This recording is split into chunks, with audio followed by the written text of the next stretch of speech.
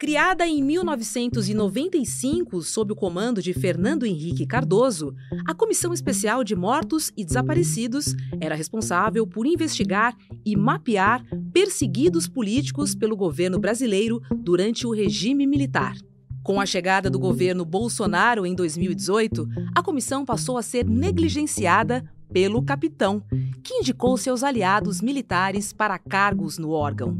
Por fim, ela acabou sendo extinta por Bolsonaro no apagar das luzes de seu governo em dezembro de 2022. Agora, quase 2 anos depois, o presidente Lula decidiu recriar a comissão, que passará a integrar a pasta do Ministério dos Direitos Humanos, comandada por Silvio Almeida. O ministro garantiu a retomada dos trabalhos de investigação que, segundo ele, foram ilegalmente interrompidos pela gestão anterior. Silvio Almeida ainda reforçou a importância desta recriação como um passo na garantia da memória, da verdade e da justiça.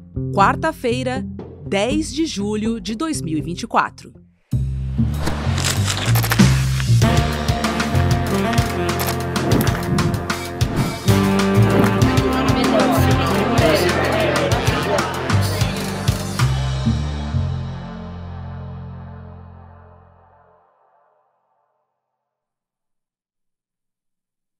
Olá, seja muito bem-vindo, seja muito bem-vinda. Eu sou a Roberta Garcia e este é o videocast Em Detalhes. Aqui, sempre com um convidado, nós vamos mergulhar e analisar uma temática do momento. Hoje eu converso com a Natália Bonavides, que é deputada federal pelo PT do Rio Grande do Norte e também representante da Comissão de Direitos Humanos da Câmara dos Deputados. Oi, Natália, seja muito bem-vinda. Natália, a Comissão Especial sobre Mortos e Desaparecidos Políticos foi criada em 1995, ainda durante o governo FHC. Só que ela foi encerrada em dezembro de 2022, no governo do ex-presidente Jair Bolsonaro. E aí eu te pergunto, qual a importância da reinstalação da comissão pelo presidente Lula agora em 2024, hein? Oi, Roberta. Primeiro eu queria te agradecer pelo convite, te parabenizar pelo trabalho, pelo programa, cumprimentar quem está nos escutando, nos assistindo de todo o Brasil. E queria me apresentar, eu sou Natália Bonavides, sou deputada federal pelo Partido dos Trabalhadores do Rio Grande do Norte, é o meu segundo mandato de deputada federal. E aí, Roberta, a gente tem, como você mesma estava contando, o surgimento da Comissão Especial de Mortos e Desaparecidos Políticos ainda nos anos 90, né? Foi criado por uma lei no governo FHC, e tinha esse propósito de, já que nós tínhamos recém-passado, né, por esse período de transição que significou o fim da ditadura militar, né, a aprovação da Constituição de 88, era necessário fazer uma tarefa de casa que muitos países já fizeram, mas que o Brasil até hoje segue muito atrasado, né, de ter toda a história que viveu, a história, inclusive com os traumas que essa história causou, de ter isso tratado no presente com a devida seriedade, né, com o devido respeito, inclusive, às vítimas. E nós vimos que, após a lei de anistia, o próprio trabalho que a gente chama de justiça de transição já ficou extremamente limitado, né? Porque a lei da anistia brasileira, ela inclusive chega a ser contestada, né, por muitos juristas, por constitucionalistas, porque ela acabou anistiando quem cometeu crimes contra a humanidade, como crimes de tortura, crimes de desaparecimento forçado. Então, a gente vê já existir no Brasil essa limitação em relação à responsabilização de quem cometeu esses crimes, e aí a gente tem nos anos 90, o surgimento da Comissão de Mortos Desaparecidos, né? O que é que representa, né? Qual a importância da reinstalação dessa comissão? É uma comissão que ainda tem trabalho a ser feito, né? Essa é a primeira razão fundamental da importância dela, porque até hoje existem famílias brasileiras que não tiveram aquele direito elementar, aquele direito básico, aquele direito que às vezes se dá pausa até em guerras para que esse direito seja exercido, que é o direito de enterrar seus mortos, né? Ao ter alguém que, como aconteceu na ditadura, que tenha sido assassinado, que tenha sido sequestrado pelo Estado brasileiro naquele momento, muitas famílias até hoje não tiveram acesso aos corpos aos corpos de seus entes queridos para poder fazer sequer um processo de luto, né? Mas para além da questão importantíssima, né, da importância para essas famílias, a gente tem uma importância política e histórica que aí não é direito só de uma família, de um parente de alguém que tenha sido morto ou desaparecido, mas é um direito de toda a sociedade brasileira. É um direito de toda a sociedade saber a verdade sobre o que aconteceu na época da ditadura, é um direito de toda a sociedade ter a justiça feita àquelas pessoas que lutaram contra aquele regime de exceção e que acabaram, inclusive, perdendo a vida por causa disso. E é por isso, Roberta, que a gente tem nessa reinstalação uma importância tão grande, né? Uma importância tanto para esses sujeitos, né? Essas pessoas que têm um vínculo direto com vítimas, como também é importante como sociedade, né? Como democracia, que a gente luta sempre por consolidar, vendo sempre ela ainda em risco, o direito difuso da população brasileira, que essa comissão volte a funcionar. E, Natália, ainda existem muitas pessoas desaparecidas na ditadura militar? Ainda, Roberta, inclusive, assim, qual o trabalho da comissão, né?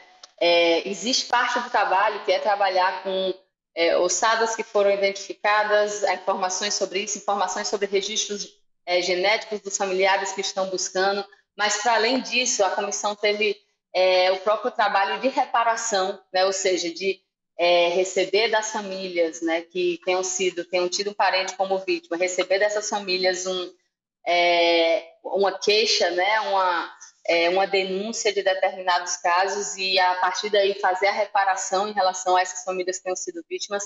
A gente também tem, né, viu nos anos em que a comissão funcionou, um trabalho fundamental sobre retificação de certidões de óbito, né, ou seja, tem pessoas que até anos atrás eram tidas como desaparecidas. E quando isso fica, né, nesse estágio, você acaba não reconhecendo vários direitos à família daquela pessoa e você acaba não tendo, inclusive, o reconhecimento pelo Estado brasileiro de que aquela pessoa foi assassinada como vítima daquele estado de exceção. Então, por exemplo, houve a retificação em certidões de óbito que colocavam como causa da morte as causas que foram indicadas por médicos legistas da época que colaboravam com a ditadura e que puderam ser essas certidões retificadas pela causa correta da morte, né? Então, é um trabalho que envolve várias frentes, né? Um trabalho que envolve a busca pelos restos mortais das vítimas, mas também esse acolhimento às famílias que tenham direito a algum tipo de reparação pelo Estado brasileiro, ou que tenham direito até mesmo de uma retificação na certidão de óbito. E é bom lembrar que essas obrigações que o Estado brasileiro tem, Roberta, elas são obrigações, inclusive, frutos de ações judiciais, né? Existem ações que determinam obrigações ao Estado brasileiro, existem até mesmo condenações em âmbito internacional, né, no Sistema Interamericano de Direitos Humanos, casos de violação de direitos humanos relativos à ditadura brasileira que chegaram ou na Comissão ou na Corte Interamericana de Direitos Humanos, que já se pronunciou também sobre essas obrigações de o Brasil fazer as medidas que sejam necessárias para a reparação nesse tema e para ter também medidas institucionais que façam com que esse não sejam, com que esse período histórico com que não volte a acontecer no nosso país nada parecido com aquele período histórico. Então, eu, por exemplo, sou do Rio Grande do Norte, né? Nós temos aqui potiguares como Luiz Maranhão, nós temos aqui potiguares como acho que vocês viram aquele filme, né, que trouxe a biografia de Marighella, e tinha um personagem naquele filme que é chamado Jorge, que ele era inspirado em Potiguar, que tinha outro nome, na verdade, né? Que era Vigílio Gomes da Silva, ou Jonas, né? Ele é considerado, inclusive, o primeiro desaparecido da ditadura brasileira. Então, são muitos casos que seguem abertos, inclusive restos mortais que seguem pendentes de análise que precisam ser tratados, né? Da devida forma pela institucionalidade. Conta pra gente como é que é formada essa comissão de mortos e desaparecidos. São quantos membros nessa comissão? É o presidente Lula que faz a nomeação? Como é que funciona esse grupo de trabalho? Está na guarda-chuva do Olha, Ministério dos Direitos Humanos, do de ministro direitos Silvio humanos, Almeida, certo? exatamente, exatamente. A comissão, é importante lembrar de novo que é uma comissão que é formada por lei, né? Por que eu estou lembrando isso? Porque quando o Bolsonaro, no final do seu governo, fez um decreto para acabar com a comissão, isso foi uma forma ilegal de tentar acabar com os trabalhos da comissão, né? Porque, na verdade, é uma comissão que foi criada por lei e que sequer poderia ter sido extinta por meio de uma canetada, como foi feito. Então, a própria lei prevê, né, que essa comissão vai ter na composição um representante do Legislativo, que tem essa indicação a partir da Câmara Federal, do Ministério Público Federal, dos familiares de vítimas, né, dos familiares de vítimas, familiares de desaparecidos, e representação também do Ministério da Defesa. Então, nós vamos ter liderando aí os trabalhos, a procuradora Eugênia, que já presidiu a comissão em outra época, que fez um excelente trabalho, que inclusive, antes de sair, deixou um relatório falando de todas as pendências que deveriam ser resolvidas por essa comissão, né? Então, quando o Bolsonaro fez a exoneração das pessoas e colocou no lugar daquelas pessoas outras, então, o presidente Eugênia, ela tinha deixado todo um relatório dizendo o estágio de cada ação, como é que estava. E aí Bolsonaro troca a composição, porque sabia que não poderia simplesmente extinguir naquele momento, e ele faz uma forma de desvirtuar a comissão. Então, ele indica pessoas que, na verdade, são negacionistas da existência da ditadura militar, né? Esse nível de pessoas que estavam participando, né, a partir das indicações de Bolsonaro. E aí, por isso que, ao retomar a comissão, o presidente Lula anula aquele decreto que tinha declarado a extinção da comissão. A partir daí, tira da comissão essas pessoas que haviam sido indicadas pelo governo Bolsonaro e que não fizeram que a comissão funcionasse, muito pelo contrário, né, faziam esse desvirtuamento da sua função, e traz a nomeação dos novos membros.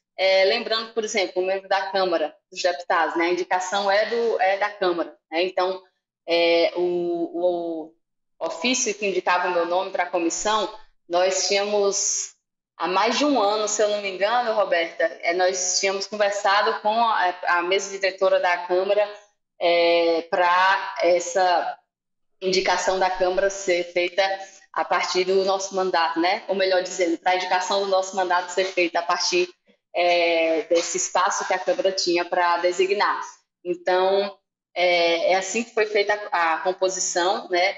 E ele é ligado ao Ministério dos Direitos Humanos. Então, nós vamos ter em breve uma reunião para que todos os membros se conheçam. Nós estimamos que a posse da comissão deve ser em meados, ali, inícios do próximo semestre, né? Que se inicia em breve, do próximo semestre, na verdade, assim, no início do próximo mês, mais ou menos, né, meados de agosto.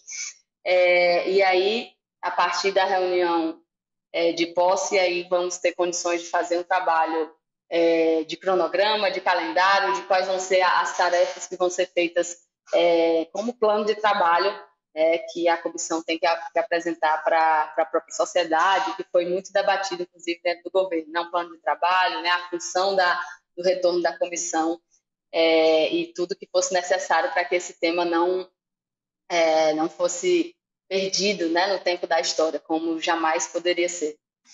É um tema muito sensível, né, Natália? Principalmente quando a gente fala de desaparecidos que ainda não foram encontrados. Como é que a comissão pretende abordar a questão desses desaparecidos, hein? Porque é muito difícil também, né? Olha, Roberta, eu estava aqui, né, conversando sobre essa retomada da comissão, sobre o símbolo, né, o que significa essa comissão voltar ao funcionamento. E a gente tem que ter a existência dessa comissão como parte das obrigações que o Brasil tem, se quer ter uma democracia que se consolide, as obrigações que o Brasil tem com o seu povo referentes à época da ditadura.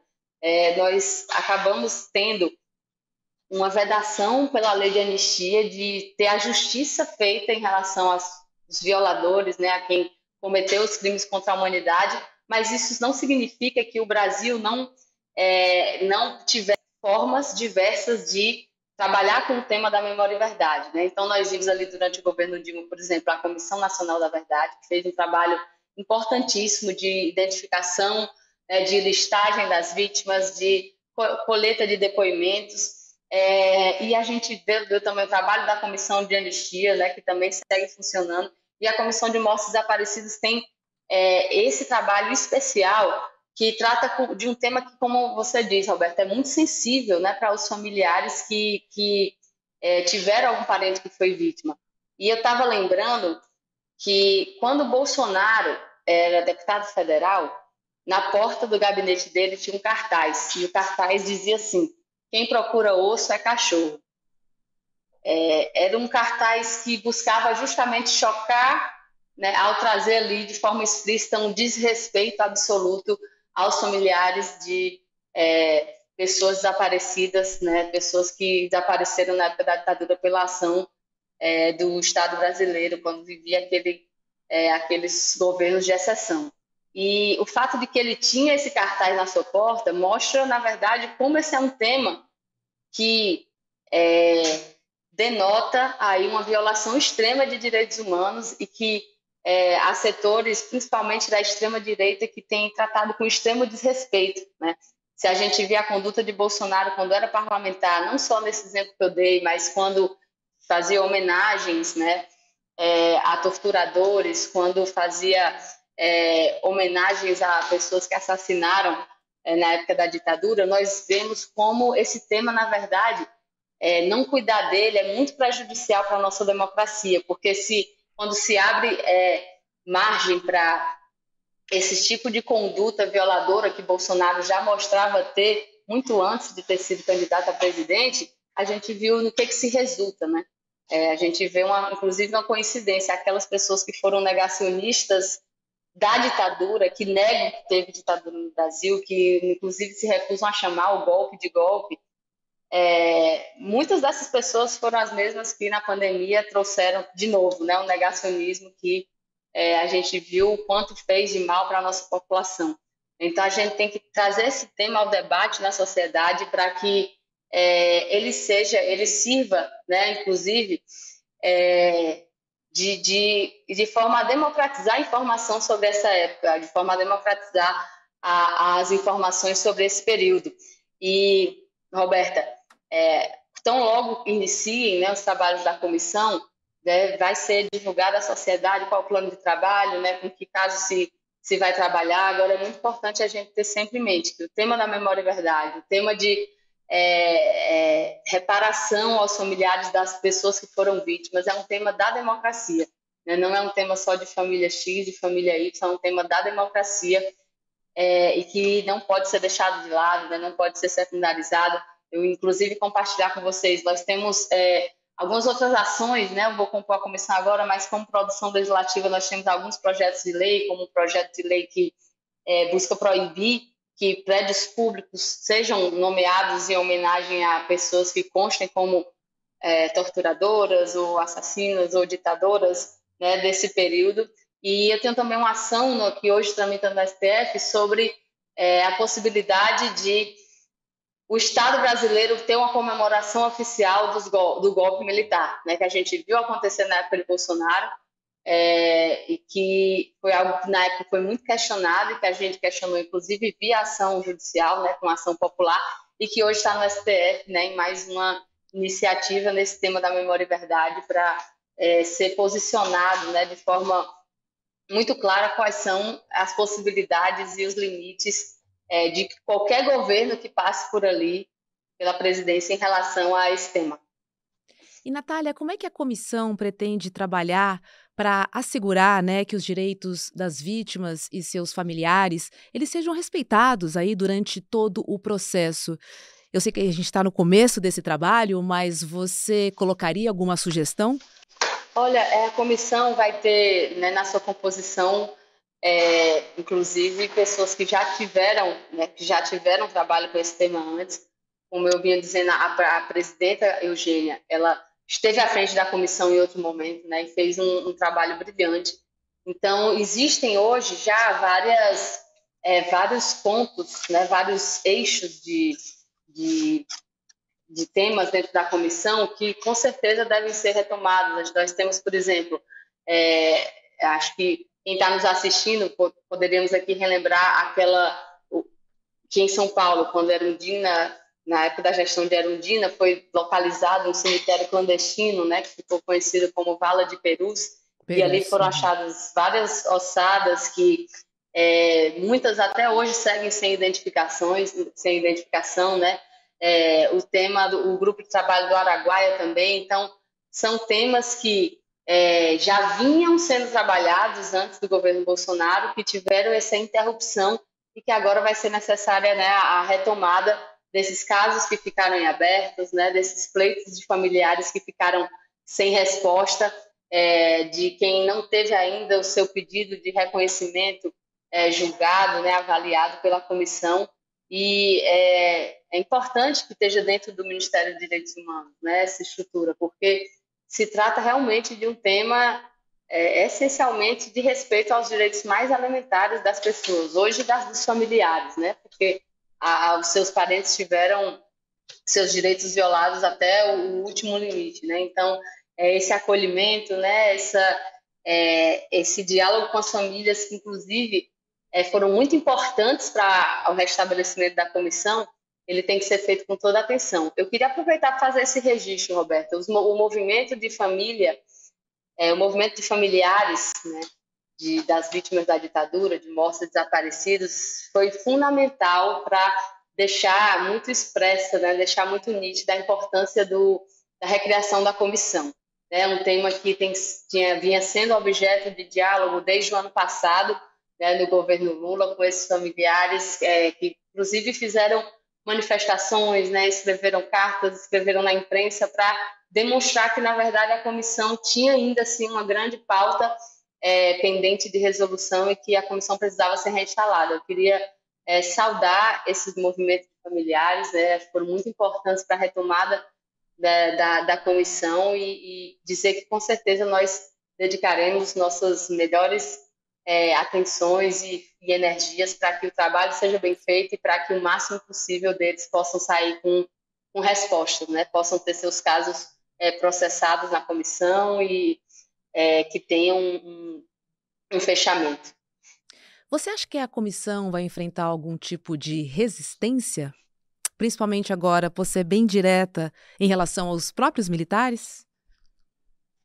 Olha, eu acho que a gente está num momento do país em que é impossível não reconhecer que esse tema da presença dos militares na política teve uma relevância muito aumentada, né, a partir principalmente do governo Bolsonaro.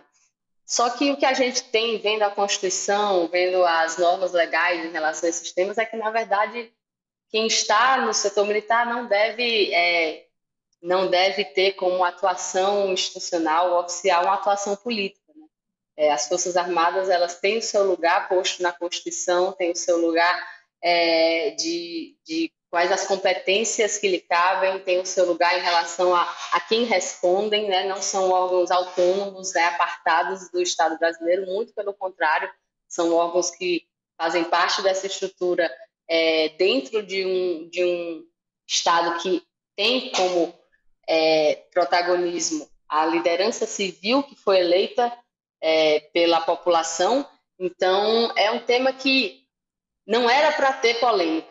Não era para ter polêmica, porque o tema de buscar os corpos de pessoas que foram mortas ou que desapareceram na época da ditadura era para ser um tema de humanidade. Mas a gente sabe que, infelizmente, há setores na política brasileira que têm tratado, na verdade, da forma oposta, né? Tem tratado com um verdadeiro negacionismo, né, antidemocrático, tudo que se passou naquele período e que tem lutado para que as medidas institucionais que cabem, que são inclusive obrigação do Brasil nesse sentido, não aconteçam.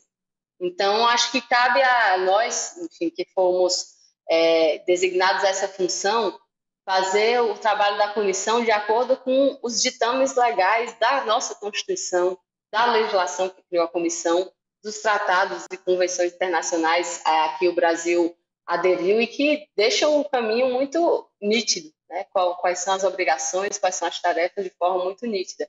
Eu acho que, na verdade, a gente trazer o que aconteceu nesse período e fazer o tratamento adequado, o tratamento institucional adequado dessas situações que a gente sabe que era uma política de Estado na época, né? A perseguição política, o assassinato de quem eles consideravam inimigos políticos, isso tem que ser rechaçado por qualquer entidade, qualquer instituição, qualquer órgão brasileiro. E a gente espera que haja, né, o devido respeito aos trabalhos da comissão no próximo período.